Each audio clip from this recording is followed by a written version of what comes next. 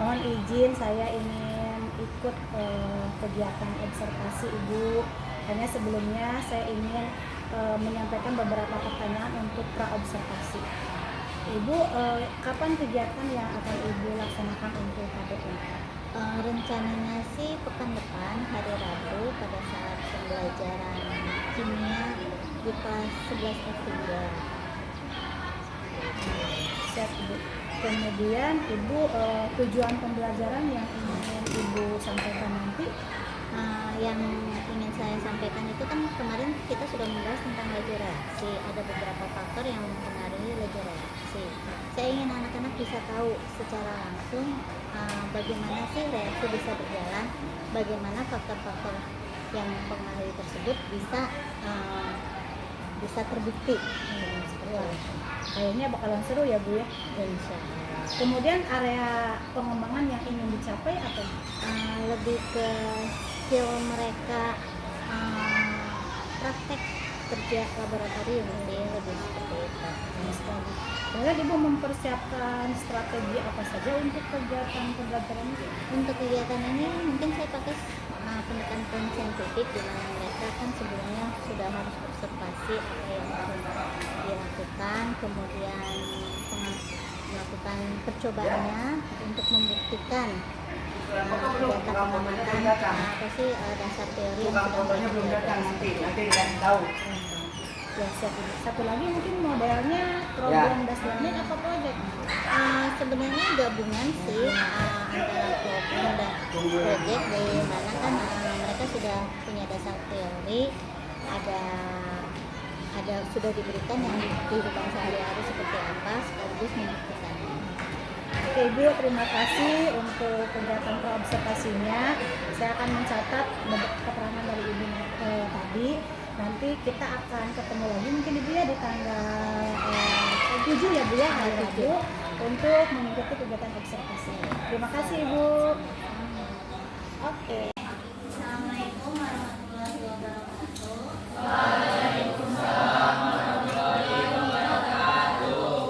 Kemarin kita sudah buat larutan. Gimana bikin larutan? Pusing Bu, ngitungnya. Oke, sekarang dari larutan tersebut kita akan mempraktekkan pengaruh faktor-faktor yang mempengaruhi laju reaksi. Kita tahu kan ada faktor konsentrasi, ukuran partikel, dan suhu. Ya, masing-masing kelompok sudah pegang tempat kerjanya? Sudah disiapkan bahan-bahannya? Oke. Langkah kerja yang pertama. Mbak, dibaca untuk pengaruh konsentrasi seseorang. Baca, ayo.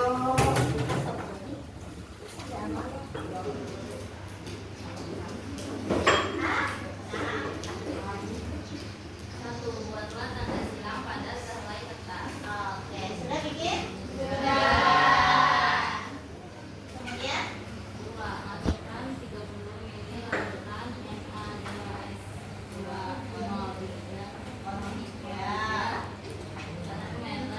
1 molar.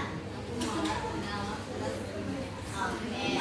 Nanti masukkan. Kita pakai gelas ukur 30 ml.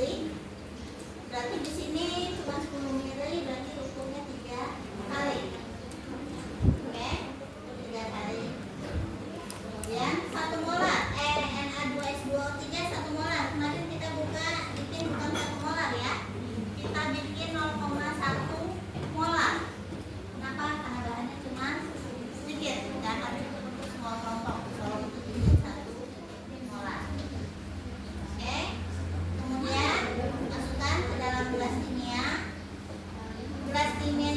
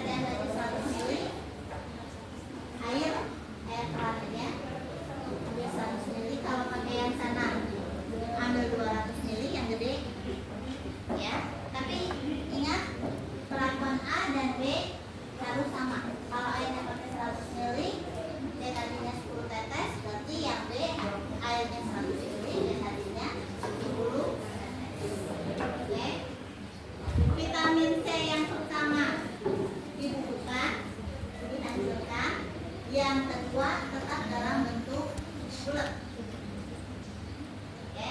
Kemudian masukkan yang pertama dulu, yang sudah dibutuhkan. Terus nyalain stopper. Harus sama ya. Begitu masuk semua, stopper nyalain. Oke. Ya, hitung sampai apa kemarin? Warnanya menjadi jernih. Nggak usah pakai pengadukan. Ya. Kemudian yang kedua, yang nggak dibutuhkan bulat. Rek. Oke.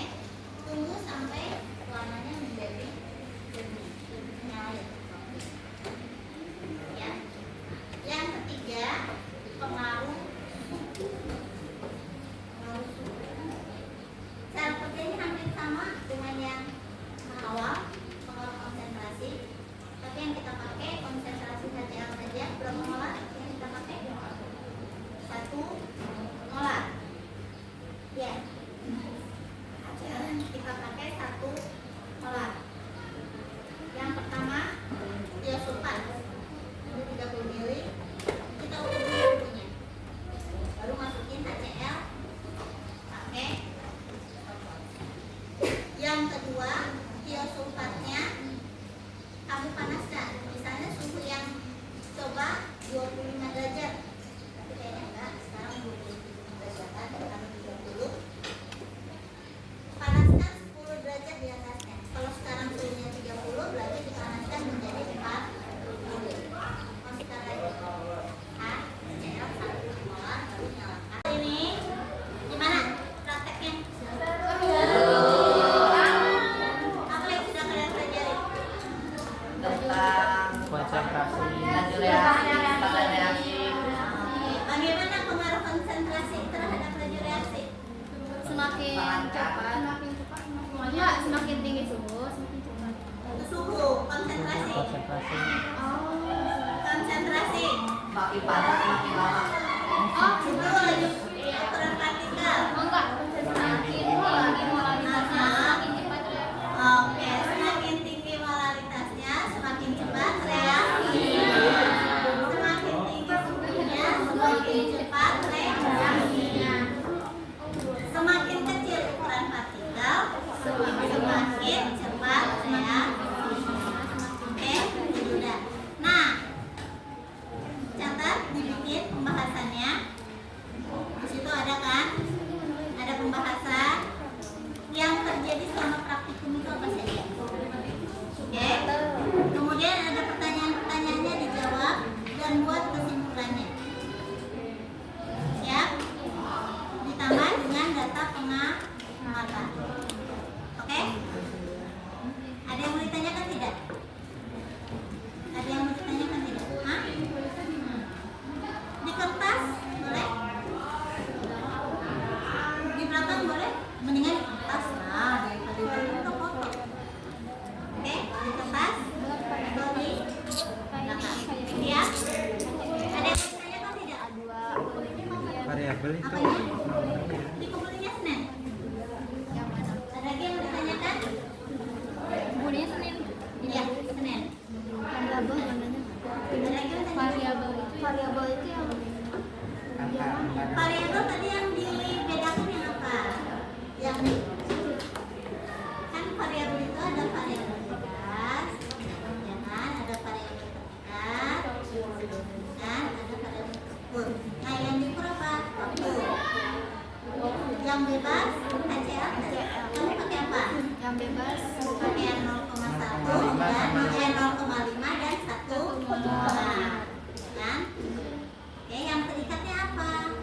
NH2 SO3 yang 0,1 molar. Paham? Kalian belum belajar variabel? Kalau di praktikum itu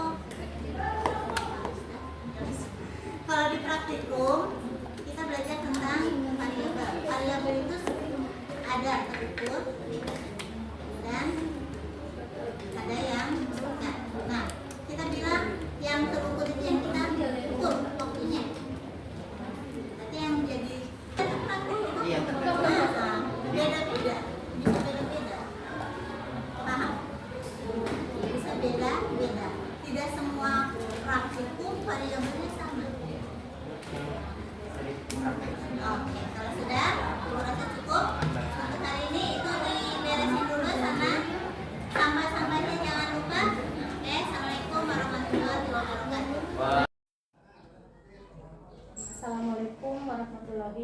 wabarakatuh. Waalaikumsalam.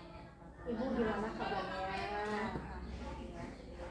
Iya, Ibu, terima kasih ya. Ini saya mohon waktunya sekali lagi untuk kelanjutan kegiatan kita yang sudah di-pra, kemudian observasi juga ya Bu ya. Sekarang kita mau berbincang pada pasca observasi. Kemarin saya lihat seru banget tuh Bu di kelas.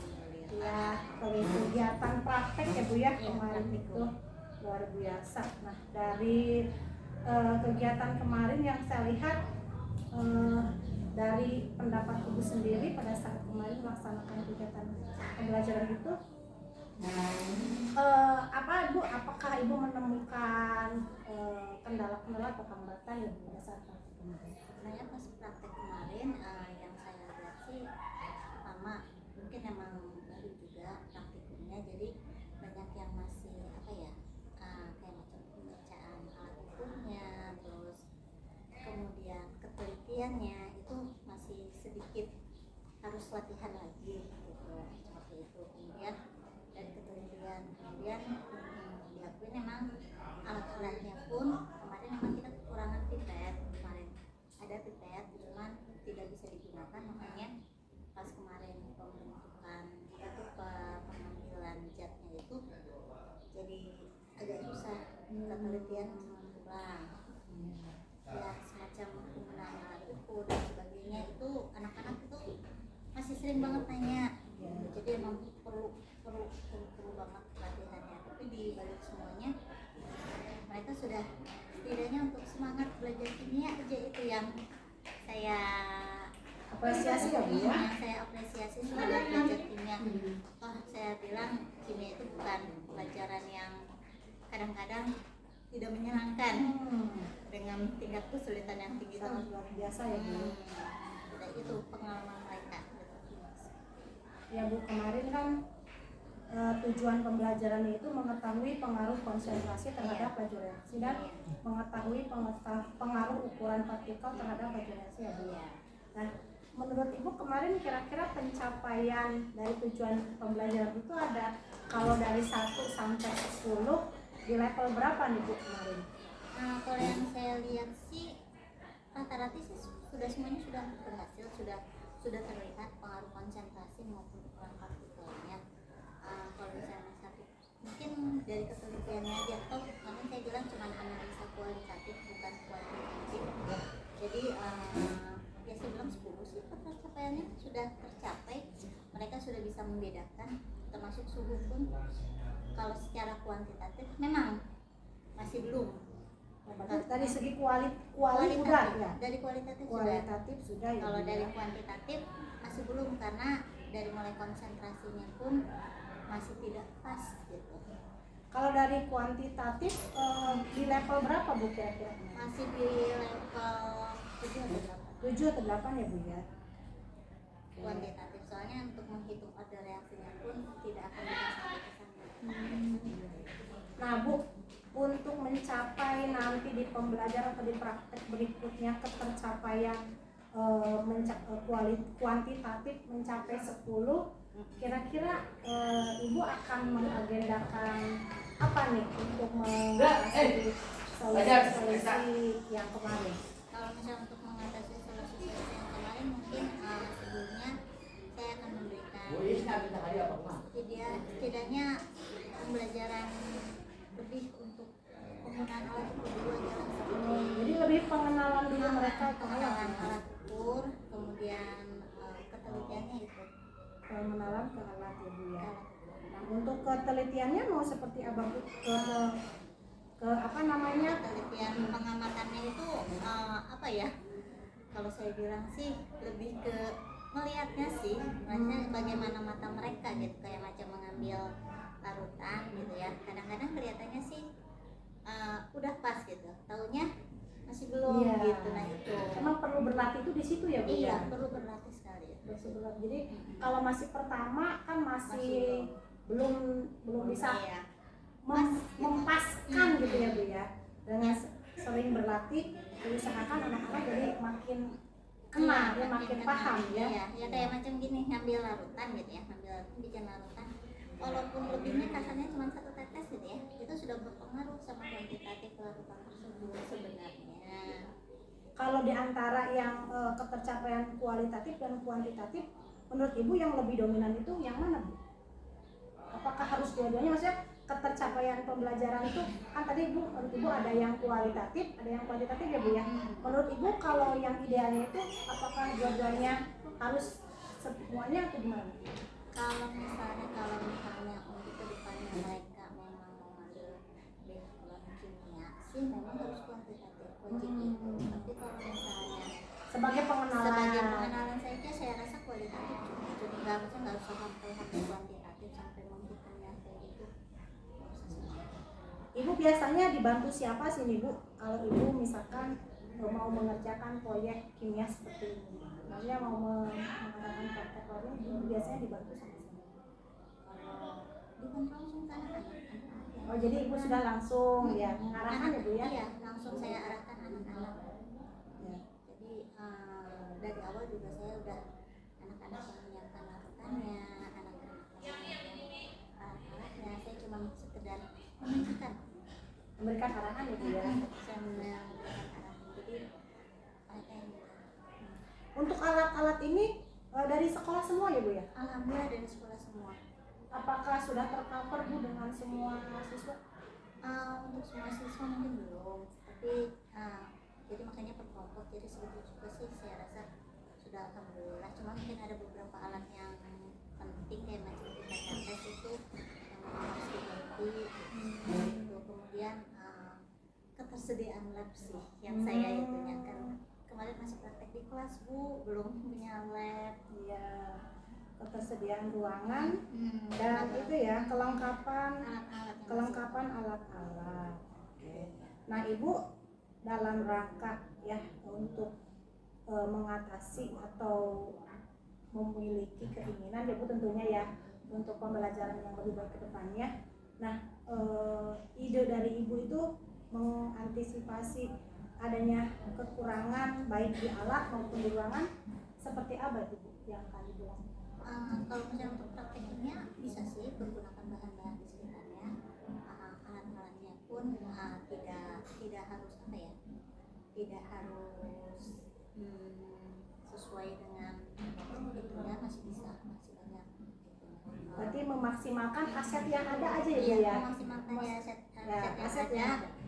Memaksimalkan alat juga. Kayak macam kemarin kan sengaja yang saya ambil itu vitamin C dan air. Ya. Betadine aja itu kan Ya. banyak, bukan sesuatu hal yang susah. Susah untuk diadakan. Masih banyak kok kimia yang ambil dari alam kayak macam itu. KCL itu sebenarnya kemarin bisa pakai pasti Bentlin itu warna. Jadi bisa Bisa. diambil atau dilengkapi dengan bahan-bahan yang ada ya Bu yang bisa didapat juga. Ternyata kimia itu tidak serumit, tidak sejelimet Iya. yang kita sangka ya Bu ya. Jadi bagaimana kita bisa menggali ya, mencari bahan-bahan untuk penggantinya ini. Kemarin itu kalau yang Ibu lihat dari anak-anak Bu, tadi selain dari beberapa yang sudah Ibu sebutkan, pembelajaran yang Ibu sampaikan kepada anak itu, anak-anak sudah bisa memahami belum Bu apa yang menjadi tujuan pembelajaran? Insya Allah kemarin saya melakukan tes tadi yang itu alhamdulillah mereka tahu, mereka paham ya. Oh iya. Jadi proses yang kemarin praktek itu ternyata sudah bisa dipahami ya Bu ya, baik tujuan pembelajarannya dan untuk kendala-kendala apa yang Ibu hadapi berikutnya juga bisa dicarikan solusinya ya dengan memanfaatkan aset yang ada ya Bu ya, aset yang bisa dimaksimalkan termasuk ruangan ya Bu ya dan alat-alat. Kalau harapan Ibu sendiri nih sebagai guru kimia kedepannya ingin siswa kita itu ketercapaiannya atau goalnya itu seperti apa nih? Kalau untuk kimia sendiri gitu ya pengennya sih saya sih ada yang tertarik dengan bidang kimia, pengennya saya itu misalnya banyak yang tertarik, Bu saya pengen ke farmasi, Bu saya pengen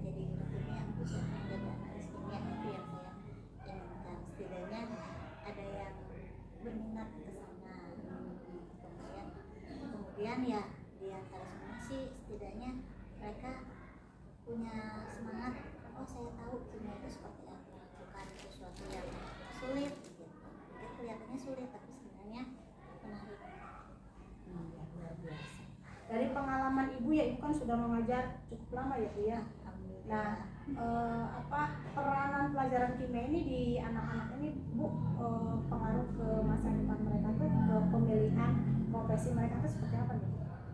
Ke pemilihan profesi ya, sebenarnya kalau misalnya sebenarnya kimia dipakai di mana saja kayak macam saya sih kalau dulu waktu di STM gitu ya, ngajar di STM itu saya selalu bilang kimia itu dipakainya kalau satu Yamaha proses plating atau plating motor itu pakai konsep kimia. Terus kayak macam kamu jadi ibu rumah tangga deh, nah saya langsung bilang gimana memilih makanan yang baik buat anak-anak, terus gimana hubungan bahan kimia buat itu juga berpengaruh. Saya selalu bilang seperti itu. Jadi kasarnya emang mereka tidak cuma berpikir oh jadi kimia itu jadi laboran aja, padahal dalam kehidupan sehari-hari banyak kimia itu berperan. Ternyata kimia itu sangat dekat dengan kita ya Bu ya.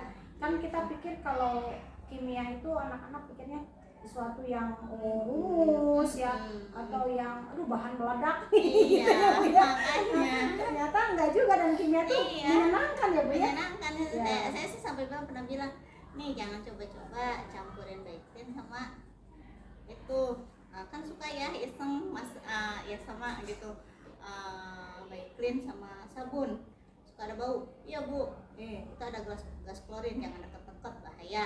Nah itu kan mereka jadi tahu nggak boleh gitu, seperti itu. Sama termasuk kayak kemarin kalau itu sih ngecek tahunya pakai pewarna apa atau warna kunyit, saya langsung coba aja gitu.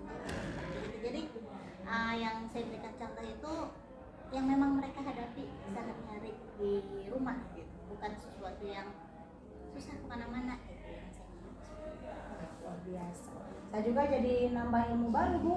Kemarin ketika mengikuti praktek ibu ya, ternyata anak juga senang ya, mereka melihat adanya proses perubahan gitu ya.